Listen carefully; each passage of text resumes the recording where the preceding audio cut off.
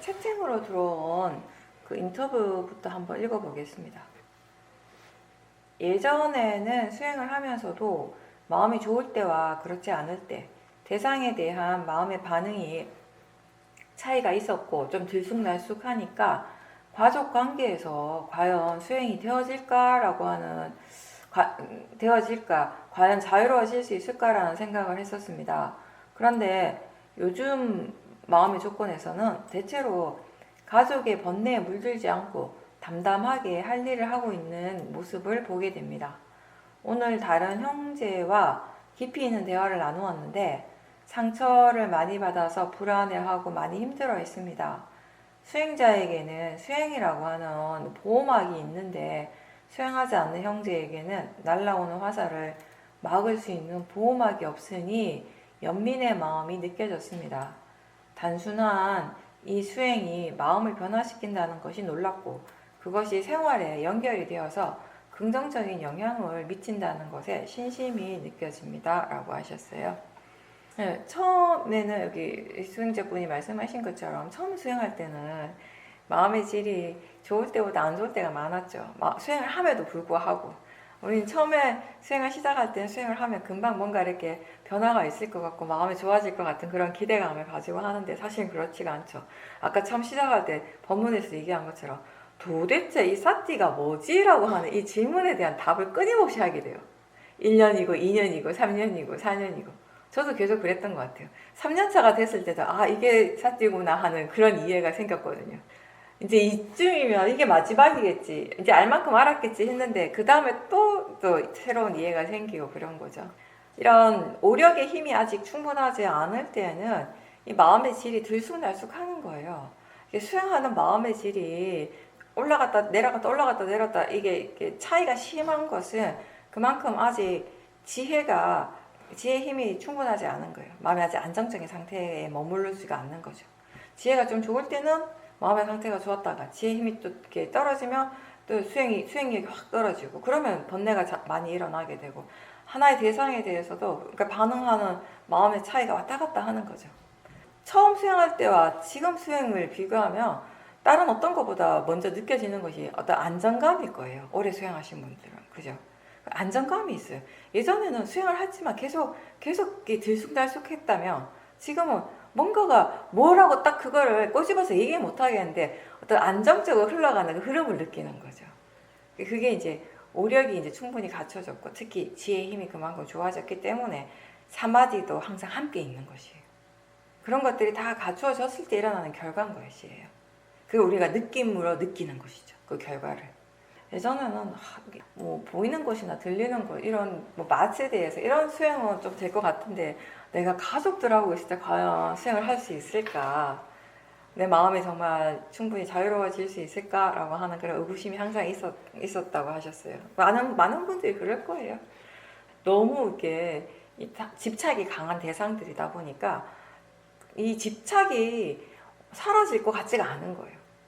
번뇌가 너무 강하고 너무 오랫동안 항상 나와 함께 있었기 때문에 나하고 너무 동일시되어 있어가지고 수행을 해도 이 집착은 떨어질 것 같지가 않은 거죠. 더 웃기다고 해야 되나? 더 무서운 거 뭐냐면 한켠의 마음 이런 것도 있어요. 이 집착이 떨어질까 봐 무서워하는 마음, 두려워하는 마음도 있었을 거예요. 철저한 모하죠. 근데 이제 어쨌든 계속 꾸준하게 이제 수행을 계속 해 오시고 이 마음에 대한 이런 이해들이 많이 생기면서 집착이라고 하는 이 번뇌에 대한 이해도 많이 생기니까 그 가족들에 대한 집착도 당연히 약해지게 됐죠. 예전보다는 많이 약해지게 된 거예요. 가족들과 함께 있을 때 아마 예전에는 가족과 함께 있을 때 우리가 했던 노력이 뭐냐면 가족으로부터 떨어지려고 하는 노력이었던 것 같아요. 저들로부터 떨어지고자 하는 노력. 근데 지금의 마음은 그런 노력하지 않아요. 나로부터 떨어지려고 노력하는 거지. 나 자신으로부터 물러나려고 노력할 뿐이지. 근데 그게 자연스럽게 되니까 가족들과 함께 있어도 크게 어렵지 않은 거예요. 옛날만큼 그런 큰 번뇌들도 안 일어나고 뭐 어머니가 어떤 말씀을 하든지 간에 뭐 자식들이 어떤 일을 하고 어떤 게 말을 하든지 간에 그냥 그 또한 들리는 것으로 듣고 대상으로서 이제 보는 게 그게 나의 노력이 아니라 이제 자연스럽게 되니까 그래서 가족들, 다른 사람들은 번뇌를 여전히 일으키고 있지만 내 마음은 그 번뇌에 물들지 않은 거예요. 지혜가 있으니까. 그게 번뇌라고 분명하게 아는 지혜가 있기 때문에 결코 거기에 이제 물들지 않는 거죠. 근데 이제 오늘 다른 형제분하고 대화를 나눴을 때 그분이 이제 형제분이 마음에 상처가 많아서 불안해하고 많이 하는 것을 보면서 아, 나는 수행을 하니까 이게 수행이라고 하는 것이 나를 이렇게 지켜주고 있는데 든든하게 보호해주고 있는데 이게 수행을 하지 않으니까 저렇게 힘들어하는구나라고 하는 그런 이제 연민심이 느껴졌다라는 거죠. 그 말씀하신 것처럼 단순한 건데 수행이라고 하는 거 복잡한 것이 아니라 그냥 단순한 건데 알아차리려고 노력하는 거 바른 견해가 있는지 확인하면서 그게 전부였는데 그 결과가 지금 와서 보니까 굉장히 놀랍다라는 거예요. 이런 많은 변화들을 일으킨 것이 바로 그 알아차림이라는 거. 그러니까 당연히 어떻겠어요? 마음에서 신심이 올라오죠. 수행에 대해서, 법에 대해서, 부처님에 대해서 신심을 가지게 되는 것입니다. 부처님께서 이런 말씀하셨어요. 이 부처님 말씀인데 어떤 사람이 신구의로서 나쁜 행위를 한다면 말로서 나쁜 행위를 하고 마음으로서 나쁜 것을 하고 그 행동으로서 나쁜 그 일을 한다면 아무리 강력한 군대가 옆을 지키더라도 그 사람은 결코 보호받지 못한다라고 하셨어요. 신구의로서 스스로를 자제하고 그리고 자신이 뭔가 잘못했을 때 그 잘못한 것에 대해서 부끄러워할 줄 아는 사람은 그런 사람은 법으로서 보호받을 수 있다라고 하셨습니다. 그래서 우리가 항상 수행자로서 수행한다라고 하는 것은 자선과 행선만이 아니라 일상에서 항상 알아차리려고 노력하는 일이고요. 항상 얘기하듯이 지금 어떤 일이나 어떤 그 말을 하든지 간에 지금 어떤 마음으로 하려고 하는지를 항상 지켜보려고 노력하잖아요. 그러니까 신구의를 다 이제 지금 어떤 마음으로서 지금 하고 있는지를 다 이제 보려고 알아차리려고 노력할 때 그럴 때 이제 우리는 법에 의해서 보호를 받게 되는 것이에요. 내가 법을 지키려고 노력을 할 때 법이 우리를 보호해 준다라고 사실은 그렇게 말씀을 하시죠. 부처님 말씀이 너무 와닿지 않아요? 내가 몸으로서 마음으로서 말로서 나쁜 행위를 하고 있으면 아무리 강력한 군대가 옆에서 지켜주더라도 나는 결코 보호받지 못한다라는 거죠. 수행한다라고 하는 것은 알아차림으로써 그 지혜로서 우리 스스로가 보호받는 일이에요. 근데 이제 그거를 스스로 이제 느끼려면은 수행을 통한 그런 이해들이 계속 생겨나야 되는 거죠. 그런 것을 느끼게 되면 정말 내가 보호받고 있구나. 이 사띠하는 것 자체가 나 스스로 이렇게 보호하는 일이구나라는 걸 분명하게 알 때, 느낄 때 우리는 이 수행을 계속 유지할 수 있게 되는 겁니다. 멈추지 않고 계속 하고자 하는 의도가 계속 일어나게 되는 거죠. 네, 지켜보는 마음을 계속 지켜보고 있다가 마음이 갑자기 이렇게 지켜보는 것이 의미가 없고 재미가 없다라고 하는 그런 생각이 들었다라고 하셨어요.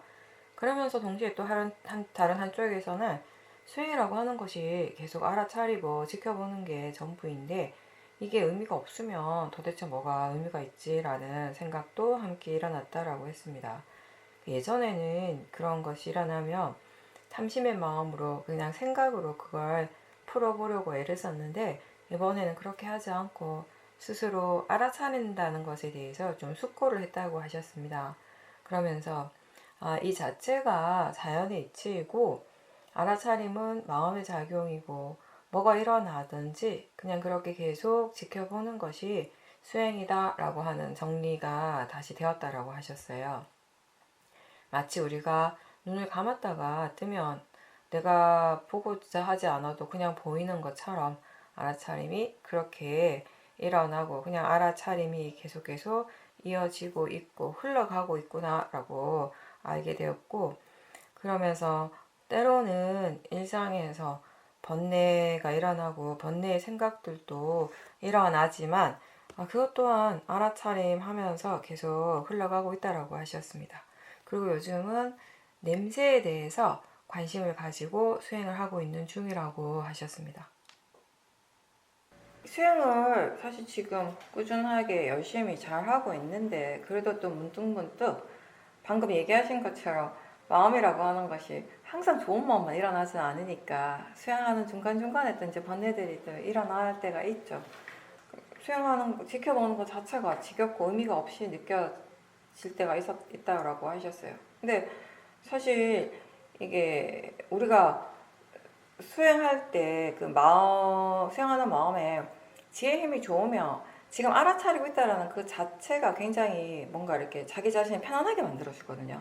느낌 자체가.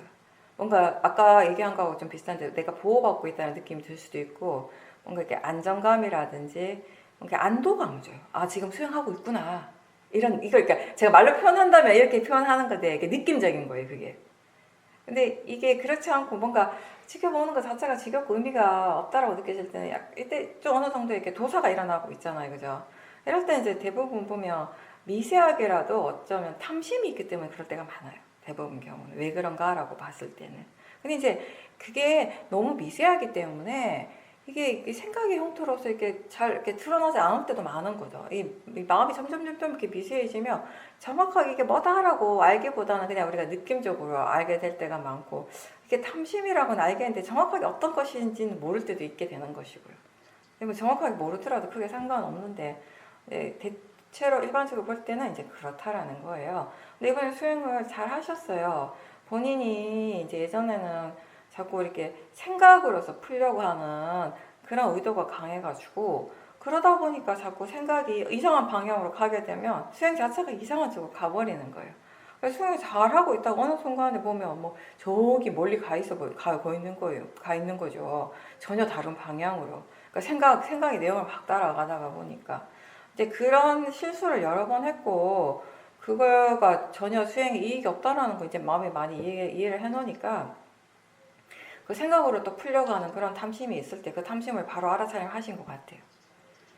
그래서 알아차림 자체에 대해서 다시 한번 이렇게 숙고해 보는 거죠. 생각을 해보는 거죠. 우리가 수행을 아직 이제 처음 하시는 분들은 수행 자체에 대한 이해가 충분하지 않은 분들은 수행에 대한 숙고를 스스로 하려고 해도 할 게 없어요. 하려고 하면 오히려 이상한 생각이 일어나게 되고 바르지 않은 생각이 일어나니까 크게 효과는 없단 말이죠. 그냥 지금 뭐가 일어나는지 계속 알아차림 하려고만 계속 노력하시면 되는데 이제 지금 말씀하신 분처럼 이렇게 수행 오래 하셨고 수행 자체에 대한 이해가 이제 많이 어느 정도 이제 생겼다면은 우리가 어느 순간에 보면 수행을 하다가 잠깐 멈추고 수행 자체에 대한 자기 자신을 이렇게 돌아보게 되는 거예요. 자기 자신이 어떻게 수행을 하고 있는가, 수행이라고 하는 게 뭔지, 도대체 나는 수행을 뭐라고 생각하고 있는가, 마음은 수행에 대해서 어떻게 이해하고 있는가, 이런 전반적인 것들을 이제 돌아보는 것도 한 번씩 필요할 때가 있죠. 그걸 통해서 또 우리가 또 새롭게 배우는 것들도 있게 되고요. 보살님 말씀하신 것처럼 눈을 뜨는 순간에 그냥 보이는 것처럼 수행도 그렇게 되어질 수 있어요. 그냥 되어지는 수행이 되는 거예요. 왜냐하면 보는 것도 보이는 것도 마음의 일이잖아요. 그냥 들리니까 우리가 듣잖아요. 그러니까 들리는 것도 마음의 일이고 듣는 것도 마음의 일이고 수행하는 것도 마음의 일인 것이죠. 그래서 이 수행이라고 하는 것이 워낙 우리가 처음에 할 때 나의 어떤 의도, 나의 노력을 많이 기울여야지 가능했던 일이기 때문에 수행 자체가 자연스럽게 되기까지가 쉽지가 않은 거죠. 많은 진짜 노력과 수많은 수행의 어떤 그런 여러 가지 체험들이 필요하고 체험들을 통한 이해가, 지혜가 이제 꼭 기반이 되어져야지 가능한 것이에요. 근데 사실 보살님이 이렇게 말씀하신 것처럼 보이기 때문에 그냥 지금 눈을 뜨는 순간에 그냥 단지 보이기 때문에 볼 수 있는 것처럼 그렇게 수행도 마찬가지로 사실 그렇게 할 때 그냥 자연스럽게 우리가 수행을 하는 거예요. 내가 하고자 하는 그런 의도가 전혀 없는 상태로서 마음이 수행을 하는 거잖아요. 가장 자연스러운 수행이 되는 거죠. 그렇게 될 때도 있고 또 그런가 하면 그 다음 순간에 마음은 또 번뇌가 일어나는 순간이기도 하고 그럴 때 또 그 번뇌를 또 대상을 알아차림 하는 거죠. 우리가 아직 완전하게 다 이해하지 못했으니까 번뇌는 어느 순간에든 쑥 올라올 수 있어요. 그럼 당황하지 않고 그거 싫어하지 않고 밀쳐내지 않고 아 일어났구나 아 이렇게 받아들이고 알아차림하고 그 알아차림 통해서 뭘 이해할 수 있는가 그 과정들을 계속 밟아가는 거죠. 그리고 이제 저번에는 보살님께서 먹는 것에 중점을 두고 관심을 두고 수행을 했고 지금은 냄새 쪽에 관심을 두고 수행을 한다라고 하셨어요. 수행에 능숙하신 분들도 본인이 아직 부족한 부분들이 분명히 있잖아요. 그죠? 그랬을 때 어떤 그 부족한 부분 중에 한 부분을 조금 특정해서 거기에 대해 좀 더 관심을 가지고 수행을 하려고 하는 그런 시도도 좋은 방법 중에 하나입니다. 수행을 처음 할 때는요, 특히 이제 이렇게 시어민에서는 좌선을 오래 해라, 아니면 행선을 많이 해라, 뭐 그렇게 정하지는 않아요. 본인이 알아차림을 더 잘할 수 있는 것을 통해서 알아차림을 최대한 개발을 해라. 이런 식으로 얘기를 하는 거죠. 얼마나 좋아요. 얼마나 편하네요. 딱 정해놓고 이것만 해야 돼. 이렇게 하는 것보다 본인이 해보고 본인한테 더 지금 더 잘 되는 쪽으로 좀 열심히 해보라고. 그렇게 해서 사티를 개발, 왜냐하면 목적이 지금 일단 사티를 개발하는 거잖아요.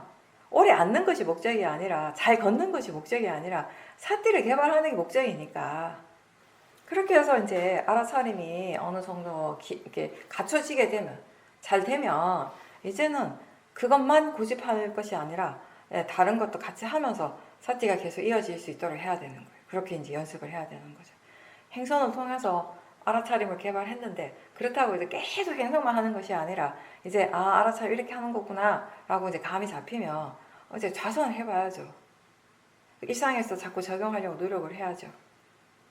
그러니까 이럴 때는 수행이 잘 되고 또 저럴 때는 수행이 잘 안 되고 이럴 때 잘 되는 것만 해야지 이게 아니라 이럴 때는 잘 되는데 또 저런 상황에서 왜 잘 안 되지? 라고 궁금해 할 수 있어야 돼요.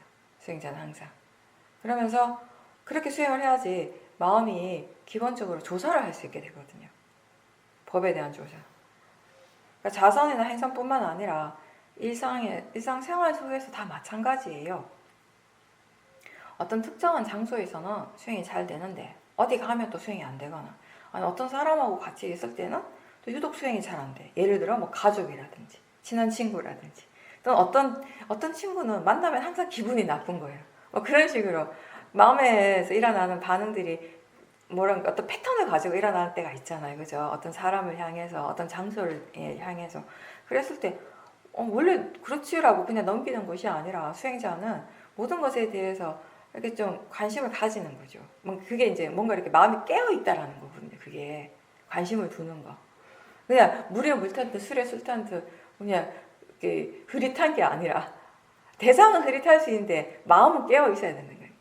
수행하는 마음이. 그래서 어떤 특정한 어떤 장소라든지 시간이라든지 어떤 사람과 함께 있을 때 수행이 잘 된다거나 또는 잘 안 된다거나 하면 그런 어떤 패턴이 있다면 그게 반복된다면 조사를 해야 되겠죠. 본인이 어떤 조건에서 어떤 외부적인 상황에서 사티를 자꾸 놓치는지 그런 것들에 대해서 자꾸 알아야 돼요. 그걸 알아야지 다음에 그런 상황들이 왔을 때 마음이 조심을 하거든요. 그래서 여러분들이 처음에 수행할 때는 집에서는 수행이 되는데 밖에 나가서 친구들 만나면 절대 수행이 안 됐잖아요. 그죠? 그게 자꾸 경험하다 보면 그 다음에 마음이 어떻게 조사를 합니까? 왜 수행이 안 되지? 라고 생각을 해보는 거예요. 그러면서 이제 친구들 만나러 갈 때 미리 막 준비를 하는 거죠. 오늘은 이렇게 수행을 해봐야겠다. 이 대상, 몸의 감각이라든지, 아니 뭐 소리 들리는 것이라든지, 이걸 딱 붙잡고 내가 한번 알아차림 해봐야겠다. 막 그런 식으로든, 뭐든 본인이 어떻게 수행을 개발시키려고 애를 쓰게 되는, 노력을 하게 되는 것이거든요. 그리고 우리가 먹을 때 수행이 잘 안 되는 이유가 탐심 때문이라고 항상 얘기하잖아요. 그죠? 다 아실 거예요. 먹을 때 왜 수행이 안 될까요? 하면 탐심 이렇게 대답할 수 있어요. 근데 그게 정말 본인한테도 정말 그런 건지는 알아야 되는 거예요. 본인이 확인해야 되는 거예요. 나는 그런 게 맞는데 또 상대방도 그런지. 그러니까 상대방이 그렇다고 해서 내가 똑같은 건 아니잖아요. 그러니까 본인이 확인해 봐야 되는 거예요. 스님이 사야도께서 탐심 때문에 안 된다고 하셨으니까 탐심이지 이게 아니라는 거죠. 정말 내 경우도 탐심 때문인가는 본인만 확인할 수 있어요. 제가 확인해 줄 수가 없어요. 그거는 본인이 하는 일이에요. 그렇죠? 본인이 스스로 수행을 통해서 확인하는 겁니다. 자선은 잘 되는데 행선을 하면 사띠가 잘 안 이어질 때 자선만 너무 고집하지 말고 이제 왜 행선은 잘 안 되는지에 대해서 마음이 이제 자꾸 생각을 해줘야 되는 거예요. 궁금해하는 거죠. 또 반대로 반대의 경우도 있죠. 행선을 하면 잘 되는데 자선은 힘든 거예요. 앉았다 하면 졸아. 앉았다 하면 마음이 멍해지고 걸을 때는 마음이 빠릿빠릿했는데 확 깨어있는 느낌이 계속 들고 수행하는 마음이 되게 맑고 분명했는데 왜 앉으면 10분, 20분도 안 돼가지고 금방 졸음에 빠지는지 마음이 흐릿해지는지 궁금해야 된다는 거죠. 왜냐하면 그럴 이유가 분명하게 있거든요. 이유가 있기 때문에 그런 거지 이유 없이 그렇지는 않거든요. 그냥 앉았다가 자선하다가 일어나서 걷는데 왜 마음의 질이 달라질까? 그냥 걷다가 앉았을 뿐인데 왜 수행이 달라질까? 이런 것을 분명하게 이해하려고 하는 그런 마음가짐으로 수행을 할 때 우리가 흔히 얘기하는 지혜 수행을 하는 거예요. 자선을 할 때 또는 행선을 할 때 그때 마음가짐이 어떤지 마음의 상태가 어떠한지 대상에 대한 마음의 반응들은 어떤지 자선에서 행선으로 바뀔 때 그때 마음가짐은 어떤지 마음의 상태는 같은지 다른지 뭐가 달라지고 있는지 그런 것들을 이제 세심하게 지켜봐야 되는 것이거든요. 한 번, 두 번 봐서 되는 것이 아니라 계속 반복해서 봐야 돼요. 그리고 본인의 마음에서 일어난 어떤 패턴에 대해서 이해를 하기 위해서는요. 그것에 대한 수행을 우리가 계속 반복해서 해야 되는 거예요. 행선을 하려고 할 때, 자선을 하고 자선을 끝내고 행선을 하려고 할 때 그때 마음의 상태가 똑같은지 아니면 바뀌는지 그리고 걸을 때는 앉아있을 때하고 뭐가 달라지는지 그런 것들에 대해서 이제 궁금해하는 거죠. 그런 것들을 궁금해하면서 우리가 최대한 알아차림을 계속 할 때, 많이 할 수 있을 때, 그때 행선을 할 때와 자선을 할 때 이 사띠하는 이 마음의 질이 달라지는 이유에 대해서 그 진짜 원인에 대해서 스스로 이제 알게 되는 거죠. 그 질문을 통해서 우리가 이 마음에 바른 이해가 생길 수 있는 그런 정보들을 계속 얻게 되는 거예요. 지금 왜 그렇지? 라고 궁금해하고 질문을 하면서. 근데 이렇게 조사하는 것이 지혜가 일어나는데 굉장히 중요하고 또 조사를 하기 위해서는 질문을 하라고 하니까 수행자들이 이제 질문을 하죠. 특히 이제 번뇌가 일어날 때 이제 질문을 하려고 하는데 이제 문제는 도대체 지금 어떤 질문을 해야 되지라고 하는 생각을 많이 한다라는 거예요. 그러니까 질문하는 것 자체가 이제 또 다른 부담감이 느껴지는 사람들이 많아요. 특히 이제 사띠 있는가 뭐 이런 건 괜찮은데 조사를 하기 위해서 질문을 할 때는 좀 그런 걸 많이 느끼시는 것 같아요. 도대체 뭘 해야 되지? 라고. 근데 이게요, 여러분들이 아셔야 될 게 뭐냐면 이때 이 질문이 뭐 엄청 좋은 질문을 하라는 그런 의미가 아니에요. 뭐 엄청 훌륭한 뛰어난 질문을 하라는 것도 아니고요. 여러분들이 어떤 사람이나 어떤 대상에 대해서 관심이 되게 있으면 흥미를 되게 가지게 되면 어떻게 돼요? 그냥 별거 아닌 것에도 궁금해하지 않나요? 그렇죠? 어떤 사람에 대해서 내가 굉장히 막 이렇게 관심이 생기면은 별거 아닌 그 사람이 하는 행동이나 말이나 뭐 이런 거 모든 것에 대해서 별거 아닌 것에 대해서 다 막 궁금해지는 거예요. 다른 사람이 볼 때는 뭐 그런 것까지 궁금해하냐 이렇게 할 수 있는데 나는 궁금한 거죠. 그냥. 어린애들이 작은 것에도 막 궁금해하면서 질문을 많이 하잖아요.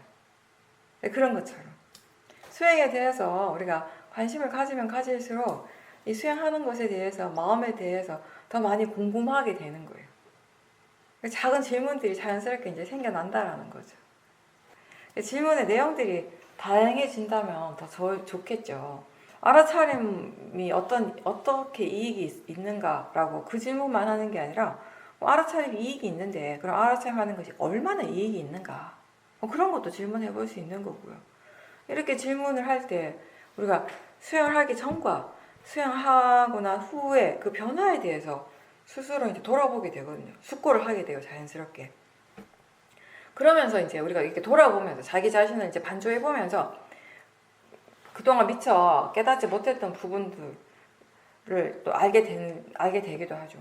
수행이 내 삶을 어떻게 변화시켰고 또 얼마나 변화시켰는가에 대해서 분명하게 알게 되면 이제 수행에 대한 신심이 더 견고해지는 거예요. 아까 질문하신 분하고 일맥상통하는 그런 부분이긴 한데요. 그 각각 서로 다른 질문을 할 때 그 질문에 대한 답이 또 달라지게 되는 거잖아요. 그 말인즉슨 뭐냐면 각각 다른 지혜들이 일어날 수 있게 된다는 것이에요. 지혜도 굉장히 다양하니까. 어떻게 물어보는가에 따라서 그걸 통해서 일어날 수 있는 지혜들도 다 다르다라는 것입니다. 마음이 고요해졌을 때 우리도 질문을 하는 거죠. 근데 지금 고요한 것을 좋아하는가, 싫어하는가 이렇게 물어보기도 하고요. 또 다른 질문은 어떤 걸 물어볼 수 있냐면 어떻게 해서 마음이 고요해질 수 있었는가? 거기에 대해서도 이제 질문을 하는 거죠. 그렇게 질문을 할 때 마음은 더 관심을 가지고 이제 지켜보게 되니까 수행하는 마음의 질은 더 좋아지게 되는 것이죠. 예, 화의 마음은 화가 날 생각만 한다라는 사실을 다시 좀 이해하게 됐다라고 하셨고요. 그리고 요즘 혼자 있는 시간이 많은데 혼자 있을 때 뭐 어떨 때는 법문을 듣고 싶어 하고 또 어떨 때는 음악을 듣고 싶어 하는 마음도 일어나고 또 수행하고자 하는 마음도 일어나고 이렇게 마음이 이제 이렇게 바뀌는 것을 보게 되는데 특히 그동안 오랫동안 수행하려고 노력을 하시면서 이제 수행하는 그 자체가 일상의 당연한 일이 되었다라는 그 사실에 대해서 매우 감사한다고 말씀하셨어요. 수행하는 것이 곧 나를 지키는 수호신 것 같다라는 것을 요즘은 많이 느끼고 있다라고 그렇게 말씀하셨습니다. 처음에 말씀하신 거 화의 마음은 화가 날 생각을 계속 한다라는 것 또한 새삼스럽게 느꼈다고 하셨어요. 새삼스럽게 느끼셨다고 하는 건 이 이해가 처음 일어난 건 아니라는 거죠. 예전에도 있었지만 또 이번에 어떤 또 그런 체험을 통해서 다시 한번 느끼신 거죠. 그런 이해가 이제 또 생긴 거죠. 어떤 마음이든지 간에 그 마음이 일어날 때는 항상 느낌이 있고 그 마음 때문에 일어나는 생각들이 있기 마련이에요. 근데 뭐 보통의 생각들은 그 내용 자체가 그렇게 썩 중요하지 않으니까 우리가 대충 흘려보내게 되는데 우리 자신에게 뭔가 이렇게 임팩트가 강한 것이 일어날 때 그러니까 화라든지 이렇게 탐심이라든지 아니면 지혜의 마음 이런 것들이 일어날 때 이제 우리에게 크게 영향을 주는 거잖아요. 그죠? 뭔가 이렇게 임팩트가 있는 것이에요. 그런 마음들이 일어날 때 그런 마음들과 함께 일어나는 느낌이나 생각들도 굉장히 우리에게 이게 강하게 오거든요. 그러니까 특히나 화가 날 때 우리가 굉장히 집중을 하게 되는 대상이 무엇보다도 화의 생각이잖아요. 계속 사실은 화가 나기 이전에도 생각은 일어나고 있었어요. 화가 나고 있는 그 상황에서도 생각은 일어나고 화가 일어나고 사라지고 난 다음에도 생각은 일어나요. 근데 이 생각을 잘 살펴보면 화가 일어나기 일어나기 직전의 생각은 일어날 일이다. 또는 뭔가 이렇게 이거는 화를 낼 수밖에 없는 일이다. 이건 나쁜 거다. 잘못된 거다. 그런 생각들이 다 일어나고 있어요. 분명히 그렇거든요. 100% 그런 생각들을 하고 있어요. 그러면서 이제 화가 일어나는 걸 당연하다고 여기니까 그렇게 생각하니까 화가 나게 되는 것이고 그리고 화가 일어났을 때는 계속 이 화를 부추기는 생각들이 계속 일어나요. 그 화의 내용에 대해서 계속 생각을 하게 돼요. 그러면 결국 그 생각의 내용에 계속 빠져 있으면 그 생각의 내용들을 계속 쫓아간다라고 하는 것은 결국에는 화의 마음의 에너지를 점점 키워가는 것이거든요. 처음에 나를 화나게 했던 그 처음의 대상이 뭔가 더 이상 중요하지도 않을 수도 있어요. 그게 처음에 뭐 보이는 어떤 대상이었을 수도 있고, 어떤 소리였을 수도 있고, 아니면 뭐 느낌이었을 수도 있고, 감촉이나 냄새일 수도 있어요. 근데 만약에 냄새였다고 쳐요. 근데 냄새 자체는 이미 사라지고 없어요. 없음에도 불구하고 내 마음의 화는 안 사라지는 거예요. 냄새는 이미 사라졌는데, 냄새 때문에 일어나는 그 화는 계속 부글부글 일어나는 거. 왜 그렇겠어요? 그 화의 생각이 계속 일어나고 있기 때문인 거예요. 냄새는 이미 사라졌지만 그 화의 생각이 계속 화의 에너지를 부추기는 것이거든요. 그래서 우리가 무엇이 관념이고 무엇이 실제인가에 대한 분명한 이해가 있지 않으면요, 여기에서 벗어나기가 상당히 어렵습니다. 그래서 이미 원래 화가 향했던 원래의 대상은 이미 사라지고 없는 상태에서도 우리 마음 계속 화를 내는 거예요. 화의 그 생각의 내용을 쫓아가면서. 그러면서 그때 그 안 좋은 느낌들도 더 점점 더 강해지는 것이고요. 그래서 화가 날 때는 특히나 우리가 이 느낌도 대상으로 보고 또 이 마음, 이게 생각에 대해서 마음이 지금 이렇게 생각하는구나 라고 하는 그 생각을 좀 떨어져서 내용에 빠지지 않도록 떨어져서 지켜보려고 하는 그런 노력들이 필요한 거예요. 아니면은 그 부정적인 생각들이 지금 끊임없이 일어나는 것 자체를 막을 수가 없잖아요. 막을 수가 없고 내가 그걸 알아차리려고 해도 이미 거기 자꾸 빠지는 거예요. 마음의 이쪽에 이렇게 수행하는 쪽에 마음의 힘이 너무 약하면 그럴 때는 이 생각이 내용이 아니라 생각하는 마음을 대상으로 보려고 아무리 노력해봤자 별로 소용이 없거든요. 그때는 우리가 또 어떤 식의 노력을 해줄 수 있냐면 그거대로 일어나게 내버려 둘 수밖에 없잖아요. 그걸 내가 어떻게 할 수 없으니까 그 반대쪽에 있는 좋은 생각들을 일으키려고 노력할 수 있는 거죠. 그 좋은 생각이 뭐냐면 바른 견해. 그냥 이건 느낌은 느낌일 뿐이다. 이 화의 느낌이 화의 마음은 그냥 마음이고 대상이고 자연적 이치다. 나하고 상관없이 일어나고 있다. 생각은 그냥 생각하는 마음일 뿐이고 이런 식으로 우리가 완전한 통찰지는 아니라 하더라도 그동안 들어서 아는 지혜들을 자꾸 일깨워 주려고 노력을 할 때 그게 바로 생각이거든요. 바른 생각을 하는 것이거든요. 그렇게 노력함으로 해서 마음의 그 균형을 조금씩 이렇게 맞춰주라는 거예요. 너무 이렇게 불선법적으로 확 기울어져 있을 때 이걸 한꺼번에 우리가 쫙 이 불선법을 선법을 바로 바꿔줄 수는 없지만 이 선법의 마음을 키울 수 있는 노력들을 해주는 거죠. 그런 방법 중에 하나가 되는 거죠. 그래서 처음 이제 수행하시고 수행하는 게 아직 익숙하지 않은 분들은 그런 식으로 이제 자꾸 이렇게 스스로에게 자꾸 일깨워 주는 것을 통해서 선법의 힘을 키워주는 것이 하나의 좋은 방법이 되는 것이고요. 이미 이제 수행이 많이 이제 능숙해지고 이게 수행의 기본적인 지혜를 갖추고 있는 분들, 이 바른 견해의 지혜가 이미 갖춰진 분들은 뭐 그렇게 꼭 할 필요는 없죠. 이 무엇이 실제인가를 이해하고 있다면은 그 관념이 아니라 실제를 보려고 이제 노력을 하게 되면 마음은 자연스럽게 그 생각의 내용으로부터 이제 물러나게 되니까 그 내용을 믿지 않으면 화는 가라앉게 돼요, 사실. 점심도 그렇고 생각의 내용을 믿지 않으면 대부분의 번뇌들은 가라앉습니다. 이 번뇌를 계속 부추기는 것은 그 생각의 내용들이거든요.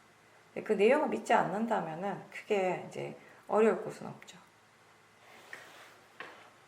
네, 그리고 보살님께서도 말씀하신 것처럼 뭐 이게 하루 이렇게 생활하는 동안에도 우리가 수없는 마음들이 일어나잖아요. 마음이 이거 하고 싶어 하다가 또 저거 하고 싶어 하다가 또 이렇게 하고 싶어 하다가 저렇게 하고 싶어 하다가 계속 변하는 거예요. 어떠한 행동도 마음 없이는 일어나지 않습니다. 하고 싶어 하는 마음이 있어요. 그리고 하고자 하는 의도가 있어요. 하고 싶어 하는 마음하고 할 때 일어나는 의도는 다르잖아요. 그죠? 근데 결국 마음이거든요. 하고 싶어 하는 것도 마음이고, 행위를 일으키는 그 직접적인 에너지가 되는 그 의도 또한 마음인 것이에요.